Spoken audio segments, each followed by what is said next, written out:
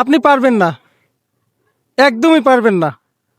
পারবেন না তো আজকে আমি আপনাকে বুঝিয়ে দেব কি কারণে আপনি পারবেন না।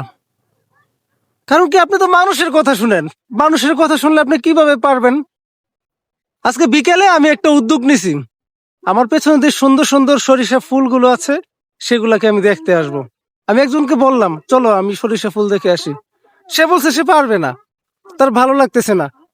আমি যদি একা এখানে না আসতাম, তার কথা শুনে যদি আমি তার মতো বসে থাকতাম, আমি কি এই সরিষা ফুলগুলো দেখতে পারতাম? আপনি হলে কি করতেন? আপনি কখনোই আসতেন না, তার কথা শুনতেন, অপেক্ষা করতেন সে আগামীকাল আসবে, তার সাথে আবার আসতেন। এই কারণেই বললাম আপনি পারবেন না। আপনি মানুষের কথা বেশি শুনেন, এই কারণে আপনি পারবেন না। আপনি মানুষের কথাগুলো বেশি শুনেন। মানুষের কথা শুনে আপনার যে স্বপ্নটা আছে, সেই স্বপ্নটা থেকে আপনি দূরে সরে যান। আপনার কাছে মনে হয় আপনি স্বপ্ন পূরণ করতে পারবেন না, এই কারণে আপনি পারবেন না। ভাই, আপনি কেন মানুষের কথা শুনেন? যেখানে একটা মানুষ একটা সিগারেটের কাছে বেচা কিনা হয়, সেখানে আপনি কেন মানুষের কথা শুনেন বলেন? পৃথিবীতে অনেক মানুষ দেখবেন যারা আপনাকে নিয়ে পড়ে থাকে, অন্যকে নিয়ে পড়ে থাকে, তারা সিগারেটের কাছে বেচা কিনা হয়। আপনি একটা সিগারেট দিলেন, অন্যজন যদি দুইটা সিগারেট দেয়, সে তার কাছে বিক্রি হয়ে যায়। সে তাকে নিয়ে কথা বলে, আপনাকে নিয়ে কটূক্তি করে। কেন আপনি তাদের কথা শুনেন? আপনি কিভাবে পারবেন? আপনি পারবেন না।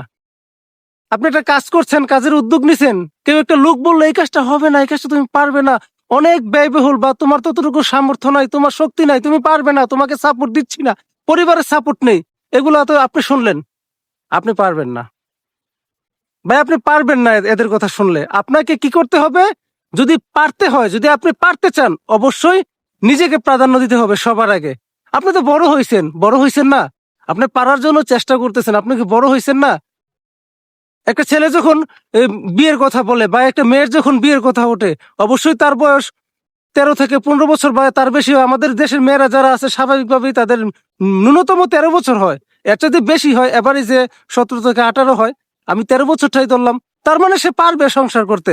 এই কারণেই তো তার মা বাবা তার জন্য বিয়ের সম্বন্ধ দেখে বা পাত্র দেখে। সে পারবে বলেই তো, নাকি? এখন তার মা বাবা যদি কয় সে পারবে না সংসার করতে, সংসার সামলাইতে পারবে না, তার মানে সে পারবেই না। এখন আপনাকে পারতে হবে, পারার চিন্তা ভাবনা আপনাকেই করতে হবে। যদি আপনি পারেন, পারার চেষ্টা করেন, তবেই আপনি পারবেন। ওই যে আপনি ছেলে হয়েছেন, আপনি বিয়ে করবেন, বিয়ের প্রসঙ্গ হচ্ছে, এখন আপনাকে এই জায়গাটা কি করতে হবে ভাই? আপনাকে তো অবশ্যই এই জায়গাটা কি করতে হবে? পারার জন্য চেষ্টা করতে হবে। পারার জন্য চেষ্টা কি? আপনার মনোবলটা চাঙ্গা থাকতে হবে, তবেই আপনি পারবেন। আপনি একটা ব্যবসার উদ্যোগ নিছেন, প্রথমবার টাকা পয়সা ধরা খাইছেন, মার খাইছেন, বা মার্কেটে টাকাটা পড়ে গেছে। এখন আপনি যদি ভেঙে পড়েন, পারবেন না বলে মনে হয়, তখন আপনি আসলেই পারবেন না। এই অবস্থায় আপনাকে কি করতে হবে? আপনাকে উঠে দাঁড়াতে হবে, আপনাকে চেষ্টা করতে হবে, আপনার চেষ্টা আপনাকে চালিয়ে যেতে হবে। যদি আপনার চেষ্টা আপনি চালিয়ে যান, তাহলে অবশ্যই আপনি পারবেন। পারার জন্য চেষ্টা করতে হবে, নিজেকে একটা চ্যালেঞ্জের মুখোমুখি দাঁড় করাতে হবে যে আপনি পারবেন, তবেই আপনি পারবেন। পারাটা খুব বেশি কঠিন বিষয় না তো। পারাটা হচ্ছে চ্যালেঞ্জ গ্রহণ করার উপর নির্ভর করে। আপনি যদি চ্যালেঞ্জ গ্রহণ করতে পারেন, তবে আপনি পারবেন।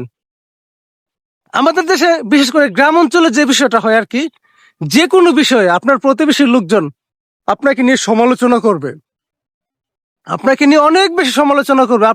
আপনি মেয়ে হয়েছেন, 2টা 3টা বিয়ে আসছে, যদি কোনো কারণে পাত্রপক্ষ আপনাকে পছন্দ না করে, আপনি আর লজ্জায় ঘর থেকে বের হতে পারেন না। ওই যে প্রতিবেশীরা এটা বলবে, ওইটা বলবে, অথচ আপনাকে পছন্দ করেনি আরেকজন। এখানে তো আপনার লজ্জা পাওয়ার কিছু নাই। আপনি চাকরির ইন্টারভিউ দিয়েছেন, ছেলে হয়েছেন, ইন্টারভিউতে টিকেন নাই, আত্মীয় স্বজন বন্ধু বান্ধব অনেকেই বলবে তোকে দিয়ে কিচ্ছু হবে না। ওই আপনি মনে করেন আসলে আমাকে দিয়ে কিচ্ছু হবে না, আপনি ভেঙে পড়েন, এই কারণে আপনি পারেন না।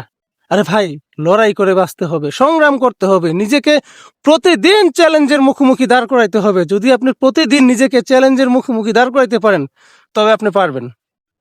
পারার জন্য আপনাকে চেষ্টা করতে হবে, পারার জন্য আপনাকে চেষ্টা করতে হবে। যদি আপনি পারার জন্য চেষ্টা করেন, তবে আপনি পারবেন, ইনশাল্লাহ পারবেন। চেষ্টা করেন, হাল ছাড়বেন না। যদি আপনি হালই ছেড়ে দেন, তবে আপনি শুরু করছিলেন কেন ভাই? যে স্বপ্নটা আপনি দেখছিলেন, সেই স্বপ্নটা কেন নষ্ট করে দিবেন? আপনি চেষ্টা করেন, আপনি পারবেন। আপনি একজন সচেতন নাগরিক, অবশ্যই আপনি পারবেন। পারার জন্য চেষ্টা করেন, যদি পারার জন্য চেষ্টা করেন, তবে অবশ্যই আপনি পারবেন। আমার এই কথাগুলো শুনেন, কানে নেওয়ার চেষ্টা করেন। আরেকটা কথা বলি, ধরেন আপনি 10,000 টাকা ঋণ করছেন, মানে ধার করছেন কারো কাছ থেকে। এখন আপনি টাকাটা দিতে হবে, সে টাকাটার জন্য চাপ দিচ্ছে আপনাকে বেশি বেশি। কোনো না কোনো ভাবে সেই টাকাটা আপনি পরিশোধ করবেন। পরিশোধ করবেন না, হয় বন্ধু বান্ধব থেকে এনে দিবেন, বা হচ্ছে আপনি বাবার থেকে নিবেন, ছোট ভাইয়ের থেকে নিবেন, বড় ভাইয়ের থেকে নিবেন। সবচেয়ে উত্তম পন্থা হচ্ছে কি জানেন, আপনি যদি ইনকাম করে টাকাটা ফেরত দিতে পারেন, তাহলে দ্বিতীয়বার আর কোনো আপনাকে এটা পরিশোধ করতে পারবে না, বা এই ঝামেলাটা থাকবে না। এই পারাটাই হচ্ছে শ্রেষ্ঠ পারা। আপনি যদি চেষ্টা করেন, আপনি যদি উদ্যোগ নেন আমি পারবো, তাহলে আপনি অবশ্যই পারবেন।